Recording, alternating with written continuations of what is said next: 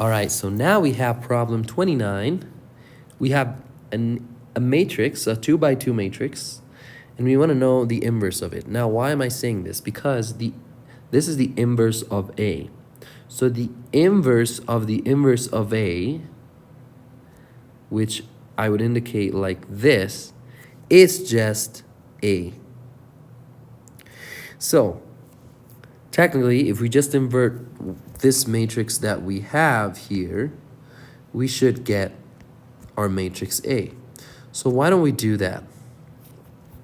Well, to invert it with the adjoint method, we want to take the determinant of the inverse of A and multiply it by the adjoint of A minus A to the negative 1, which is the inverse of A. So let's find the adjoint. The adjoint, I'm going to write the general definition of the adjoint of the inverse of A. And that's going to be a matrix that has the cofactor of the first row, first column, cofactor of the first row, second column, cofactor of the second row, first column, and cofactor of the second row, second column. And we close this, and then this needs to be transposed. So let's see what C11 is. Well, if I take out the first column and the first row, I get that this should be 2. And since the subscripts add to an even number, then I know that the sign is going to be positive. Now, if I go to 1, 2, so the cofactor of the first row and the second column, I'm going to eliminate the first row and the second column, and I get that this should be 3. I also notice that the subscripts add to an odd number, which means it has to have a negative in front. Now, if I go to C2, 1, second row, first column, then I'm going to take out the second row and the first column, and I get that the result is 3. And again, it needs to have a negative in front because the subscripts add up to an odd number. And then C22, second row, second column, now that's going to be 4, and the subscripts add up to an even number, so we don't need a negative sign in front. Now let me move this a little bit down like this. And here, I'm just going to write the numbers instead of the letters.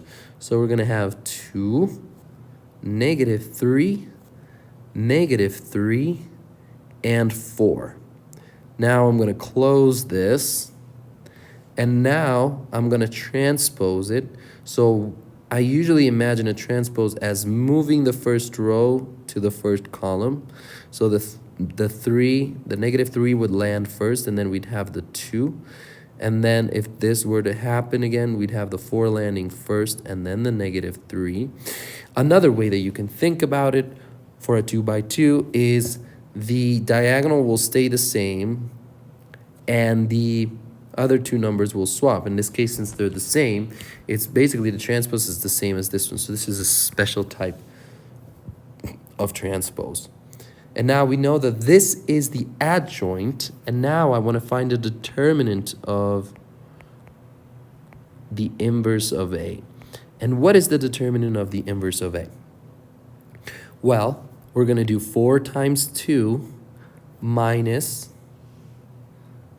3 times 3, which is 9. So the result is 8 minus 9, which is negative 1. Okay, good, because that means it's invertible. We should have done that first. So now we know that A is equal to 1 over negative 1 times the adjoint, which is 2, 3, negative 3, and 4. Now, if I change the sign, it's going to be negative 2, negative 3, 3, and negative 4. Now I close this, and this should be the inverse. Now if I multiply these two, I should get the identity matrix. That's the definition of an inverse matrix. So let's see if I multiply A, negative 2, negative 3, 3, and negative 4. If I multiply that by another 2 by 2, which is 4, 3, and 2, 3, 2, 4, 3, and 3, 2, then what's gonna happen? Okay, well, I'm gonna have a 4 times a negative 2, which is a negative 8, minus a 9. That's gonna be, okay, the signs have an issue here. Let's see if I forgot a sign. I didn't forget any sign in here. And let's see, because this changed the signs that we had. Here we had another negative. Look at this. We had another negative here. And so this actually becomes a positive right here. And so this guy is a positive. Now we get a negative 8 plus a 9, which is a 1. Okay, so far so good. Then we get a 4 times 12 times 3, which is 12, minus 4 times 3, which is 12 again. So 12 minus 12, 0. And then we get what? Well, now we have the 3 times the negative 2, which is negative 6, plus 6, which is going to be 0.